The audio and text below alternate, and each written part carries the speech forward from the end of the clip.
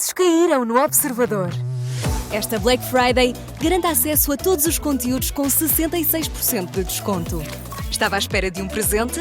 Não é Natal, mas nesta Black Friday, além do melhor preço do ano, estamos a oferecer 14 estadias em hotéis do Grupo Pacheca. Assine-os com 66% de desconto e habilite-se a ganhar. Tudo em observador.pt. 10:01.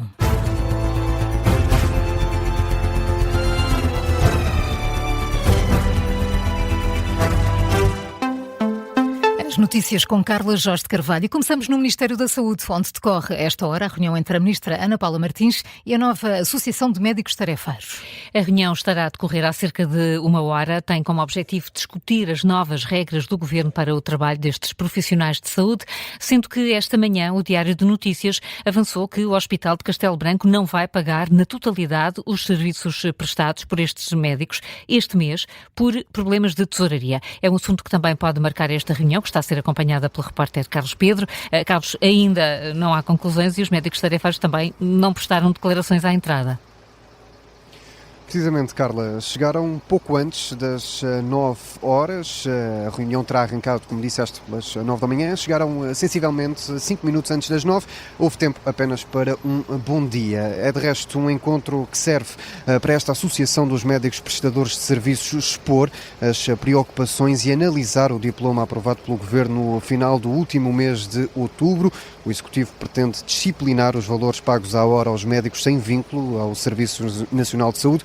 O decreto-de-lei prevê ainda um regime de incompatibilidades que possibilita que os médicos que estejam numa situação de incompatibilidade possam ingressar no SNS. É, no fundo, uma espécie de via verde para os profissionais que queiram ter um vínculo ao serviço público, desde que haja uma vaga na unidade local de saúde em causa. A verdade é que o recurso dos hospitais à contratação dos chamados médicos tarefeiros para comatar a falta de especialistas dos quadros, principalmente nas urgências, tem aumentado ao longo dos anos. Só no ano passado, estes médicos tarefeiros representaram uma despesa de mais de 230 milhões de euros. Ora, o Governo já admitiu, pela voz da Ministra da Saúde, que pretende poupar até 100 milhões de euros com estas prestações de serviços, estimando que 29 milhões sejam já no próximo ano. Já no início deste mês, cerca de 1000 médicos reunidos num grupo de WhatsApp admitiu a possibilidade de uma paralisação das urgências quando fosse publicado esse diploma do Governo, mas esta associação, entretanto criada, rejeitou essa iniciativa até que ficasse a conhecer a nova legislação. É para isso que médicos tarefeiros e Governo continuam reunidos há já uma hora. Aguardamos pelo final deste encontro. De resto, dizer que este é apenas o primeiro de 2 pontos de agenda da Ministra da Saúde, que mais logo à tarde vai, acompanhada do bastonário da Ordem dos Enfermeiros, reunir-se com os médicos do Hospital Garcia de Horta, em Almada. A reportagem de Carlos Pedro a aguardar pelo final desta reunião junto à Ministra da Saúde e a recém-criada Associação de Médicos Tarefeiros. Ana Paula Martins tem uma outra reunião logo à tarde, esta sobre o projeto que prevê que os enfermeiros possam acompanhar grávidas de baixo risco. É uma medida que deve começar a ser implementada na Península de Setúbal. O governo português rejeita ceder a ameaças, ultimatos ou pressões. Esta é a reação do Ministro das Infraestruturas à decisão da Venezuela de impedir a TAP de voar para o país. Uma decisão que foi conhecida esta manhã. O governo de Nicolás Maduro anulou os direitos de tráfego aéreo da TAP e de 5 outras companhias aéreas que estão assim impedidas de voar para a Venezuela. Na origem da decisão de Caracas está uma associação destas companhias aéreas às supostas ações de terrorismo de Estado promovidas pelo governo dos Estados Unidos da América. Nas redes sociais, o ministro Miguel Pinteluz promete responder com serenidade, firmeza e sentido de Estado, colocando o interesse nacional em primeiro lugar e defendendo de forma intransigente a segurança dos portugueses. É assim que escreve. Referindo-se diretamente à aviação civil, o Ministro das Infraestruturas assegura que Portugal respeita as regras internacionais para garantir a proteção dos passageiros, das tripulações e das companhias aéreas. O texto acompanha 2 fotografias de notícias, avisar companhias aéreas. Além da decisão da Venezuela de revogar a licença da TAP, pode ver-se também uma imagem a noticiar a decisão da Ryanair de abandonar os Açores a partir de março. O LIVRE desvaloriza o apoio de José José Sócrates a Henrique Gouveia e Melo, mas lembra que um Presidente da República tem de saber manter a calma nas situações mais difíceis. Já o mandatário do Almirante, no Porto, admite que não compreende a irritação de Gouveia e Melo. O debate de ontem entre Jorge Pinto e Henrique Gouveia e Melo esteve em análise no explicador desta manhã. O Frente a Frente, na TVI, só aqueceu no final quando o Almirante se irritou por ser questionado sobre o apoio de José Sócrates. O ex-primeiro-ministro justificou o voto no Almirante por considerar que é o único candidato capaz de travar o crescimento da extrema-direita. E António Tavares, antigo deputado do PSD, que é mandatário de Gouveia e Melo no Porto, concorda, diz que as razões e o voto do ex-primeiro-ministro são válidos. Entendo que Gouveia e Melo é o candidato em melhores condições para evitar um avanço da extrema-direita em Portugal, protagonizada por outro candidato, André Ventura. E, portanto, nesse domínio, penso que é uma posição que se deve registrar e que vale o que vale. É um cidadão então porquê que irritou tanto Gouveia e Melo? A mim, se me tivessem colocado a questão, não me teria irritado, porque é uma posição, como digo, do engenheiro José Sócrates, que é um cidadão que, saiba, não tem até agora nenhum dos seus direitos cortados e que, portanto, evidenciou ali do ponto de vista político, não é? António Tavares apenas discorda do tom com que Henrique Gouveia e Melo respondeu à pergunta colocada no debate de ontem frente a Jorge Pinto. E como já dissemos, do lado do livro, Paulo Moacho rejeita colar José Sócrates a Henrique Gouveia e Melo. Mas ainda assim, o deputado e apoiante de Jorge Pinto tem reparos a apontar ao Almirante. Não há razão nenhuma para, enfim, no fundo, pensar que José Sócrates esteja de alguma forma ligado à candidatura de Henrique Gouveia e Melo. Foi simplesmente uma declaração de votos que é, enfim, que é legítima, pode-se gostar ou pode-se não gostar, o próprio pode gostar ou não, mas é absolutamente irrelevante. Mas perguntava-lhe isto em função da reação de Gouveia e Melo à pergunta que lhe foi feita e que é uma pergunta normal. Não é tão irrelevante essa reação, porque efetivamente nós precisamos de alguém na Presidência da República que consiga manter a calma, que consiga manter o pensamento frio em situações que o nosso país atravessa muitas vezes, que são bastante delicadas.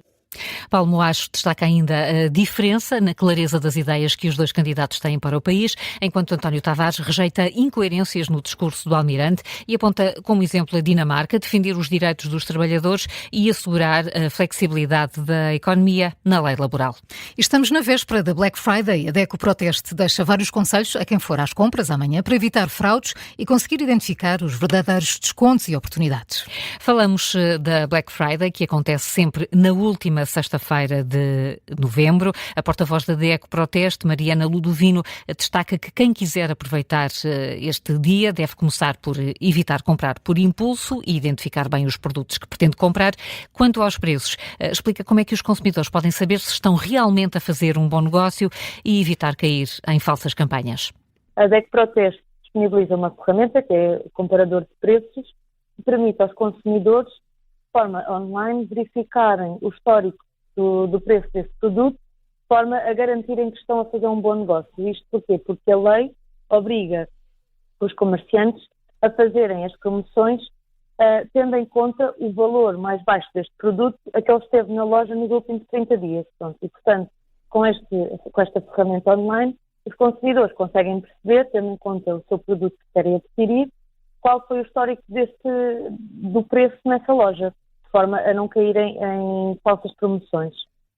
A porta-voz da DECO Proteste, Mariana Ludovino, aconselha ainda os consumidores a pedir dados sobre a política de devolução de determinados produtos no momento da compra. Já quanto às compras online, chama a atenção para eventuais fraudes e aconselha a fazer os pagamentos de forma segura e controlada. E começam a esta hora no Parlamento os trabalhos para a votação final global do Orçamento do Estado. O documento tem aprovação garantida graças à já anunciada abstenção do PS. Para trás fica uma semana de votações na especialidade com várias propostas das bancadas parlamentares a serem aprovadas. Destaque, por exemplo, para o alargamento da isenção das portagens a 5 autoestradas, aprovado ontem graças a PS e Chega. O Partido Socialista juntou-se também ao Chega para aprovar o reforço de verbas ao Tribunal Constitucional, aqui também à revelia do Governo. O Orçamento do Estado é formalmente aprovado daqui a pouco. O Miguel Viterbo Dias vai acompanhar os trabalhos no Parlamento. E, Miguel, não são esperadas surpresas de última hora? Não são esperadas, pelo menos não são esperadas. E é isso também que Joaquim Miranda Sarmento estará à espera, de que não tenha surpresas de última hora neste documento, sendo que antes do arranque da fase de encerramento haverá ainda um momento que os partidos têm direito, que é o de repetir a discussão e votação de algumas propostas, as chamadas avocações ao plenário. Isso deverá acontecer também, sobretudo devido à questão das portagens, que foi um dos temas que marcou o dia de ontem. O PS e o Chega aprovaram o fim de portagens em várias autoestradas.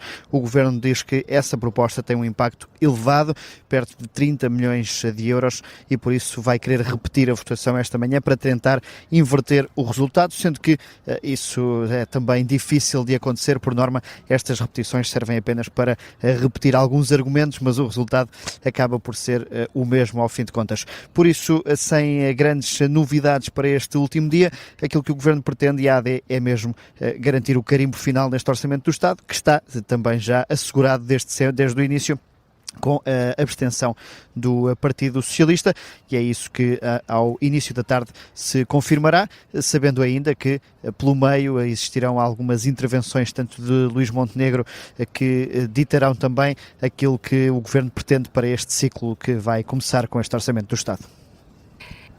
Miguel Viterbo Dias, aqui a marcar o início dos trabalhos no Parlamento, que vai aprovar o Orçamento do Estado na votação final global, em princípio sem surpresas e com a viabilização do documento garantida com a abstenção do PS. O Chega já fez saber que vai manter o voto contra. É um assunto que vamos acompanhar numa emissão especial aqui na Rádio Observador a partir das 11h30. Agora são 10h12, já a seguir o contracorrente sobre o 25 de novembro. Primeiro, Carla, que outras notícias estão em destaque a esta hora?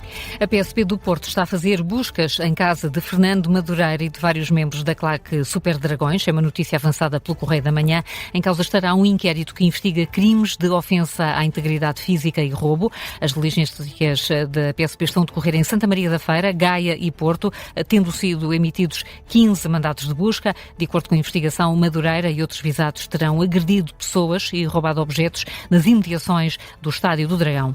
Os Estados Unidos estão dispostos a discutir garantias de segurança de longo prazo para a Ucrânia, mas isto só vai ser tratado depois da assinatura de um acordo de paz. É o que explica o secretário de Estado norte-americano, Marco Rubio. Na perspectiva da Ucrânia, essas garantias são, no entanto, essenciais para impedir que Moscou aproveite um cessar-fogo ou o fim formal da guerra para lançar uma nova ofensiva.